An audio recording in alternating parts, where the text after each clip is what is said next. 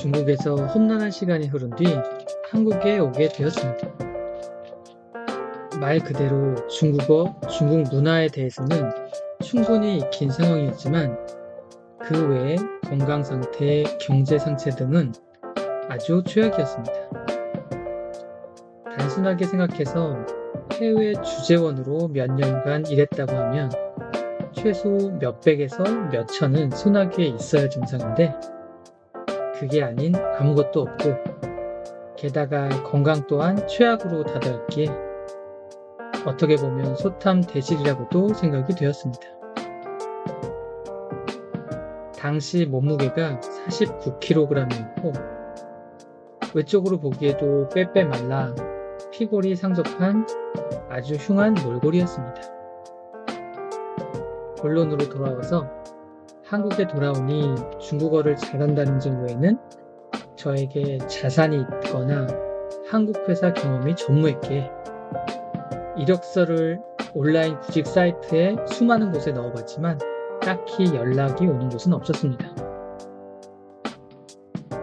당시 한국에 돌아와서 이미 돌아가신 아버님도 건강이 많이 안 좋아진 상태여서 하루빨리 직장을 구해야 하는 상황이었습니다.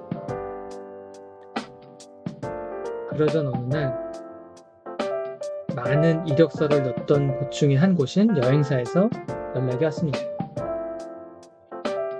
그 여행사는 국내 해외여행 주관 이외에도 중국인 조선족들을 상대로 결혼, 국적 처리를 도와주는 곳이었는데 처리 건당 수수료가 100에서 200만원 정도여서 많은 조선족과 중국인들이 이용을 많이 하던 곳이었습니다.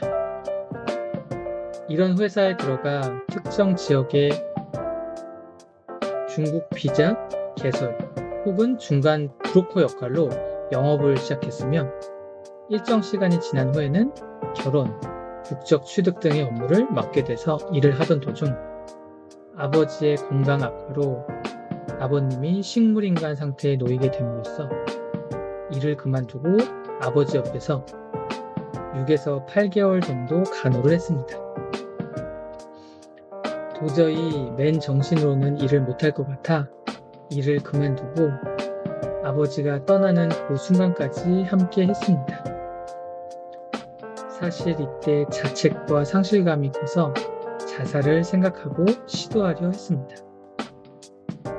그렇게 아버지를 보내드리고 구직 사이트를 통해 구로 유통단지에 있는 수많은 부품 유통업체를 다니게 되었습니다.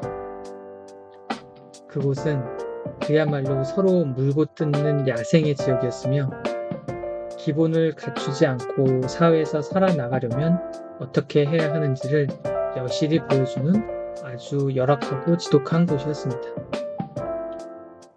다행히도 저는 이런 곳에서 중국어를 활용해 대만과 교류해가며 전자부품 유통하는 일을 하게 되었고 그렇게 일정 시간이 흘렀습니다.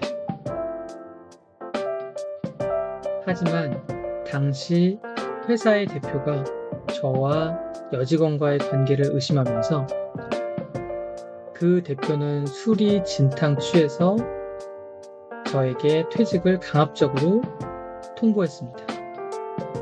사실 그 여직원과 저는 아무런 사이도 아니었죠. 당시에는 너무 억울해서 노동청을 찾아다니며 도움을 요청했으나 노동청에서도 딱히 도움을 주지 못했었습니다. 그렇게 지옥같이 더럽고 끔찍한 경험을 뒤로한 채 새롭게 직장을 찾던 중 대학교 친구가 자신의 친척이 몸담고 있는 회사라고 가보라고 해서 그 회사를 가게 되었습니다. 그 회사를 처음 가서 면접까지 가서 면접을 보고 많은 만남을 가졌지만 저는 적합하지 않은 인재로 분류돼서 불합격을 했으며 미안했는지 그 친척분의 소개로 가산 디지털 단지에 있는 DMB GPS 모듈 양산 업체로 취직을 하게 되었습니다.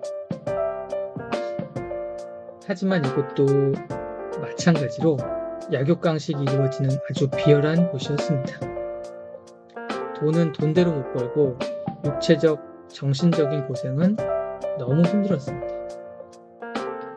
이런 모든 결과의 중점은 바로 나 자신이었습니다. 아무런 준비가 안 된 채 세상에 뛰어든 너무나 당연하고 참혹한 결과입니다. 당시 중국어 능력 외에는 아무런 능력을 갖추지 못한 제 책임입니다. 만약 이런 준비가 안 된 사람이 사회에 나가서 잘 성장한다면 그것 또한 문제가 있다고 생각이 됩니다.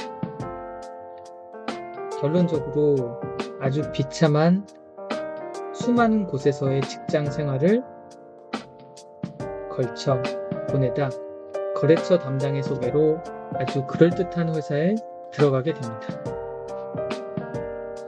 그 회사는 이미 수백억 대의 매출과 국내 유통망을 갖춘 싱가포르계 IT 유통 회사였으며 그곳에서 정말 상상도 할 수 없을 제 미래의 정말 귀한 사람들을 여럿 만나게 됩니다.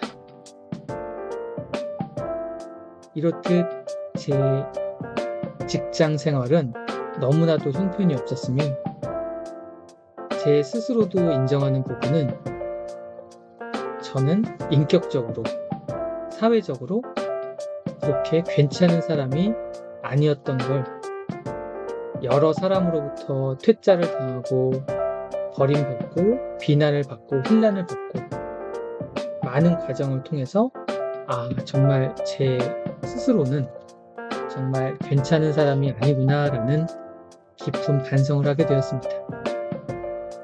그도 그럴 것이 중국이라는 곳을 갔을 때 많은 중국 사람 틈에서 저는 유일한 한국 사람이었으며 오히려 그 틈에서 저는 한국 사람이라는 이유로 역차별을 당했습니다. 많은 한족과 조선족들 그리고 그 중국이라는 넓은 지역의 많은 사람들은 저를 한낱 외국에서 온 신기한 존재로밖에 보지 않았으니까요. 그래서 개인적으로 그 사람들로부터 자신을 지키기 위해서 굉장히 방어적이고 공격적인 습성을 제 몸에 습득을 했나 봅니다. 그래서 한국에 와서도 많은 사람들한테 적대적으로 행동을 하게 되었죠. 그런 행동들이 당시에는 저를 지켰지만 추후에는 결코 좋은 결과를 가져다 주진 않았습니다.